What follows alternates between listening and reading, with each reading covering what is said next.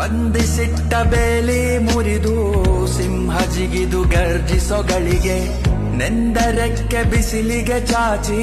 ಹೊರಟ ಹದ್ದು ಬೇಟೆಯ ಕಡೆಗೆ ಆಳವಾದ ಗಾಯ ಈಗ ವಾಸಿಯಾಗಿದೆ ಎದೆಯಲ್ಲಿದ್ದ ಜ್ವಾಲೆ ಆಚೆ ಉಕ್ಕಿ ನನ್ನೆ ಸುಡುತ್ತಿದೆ ಆಕಾಶದಿಂದ ಸಿಡಿಲು ಬಡಿದರೂನು ಅಂಜದೆ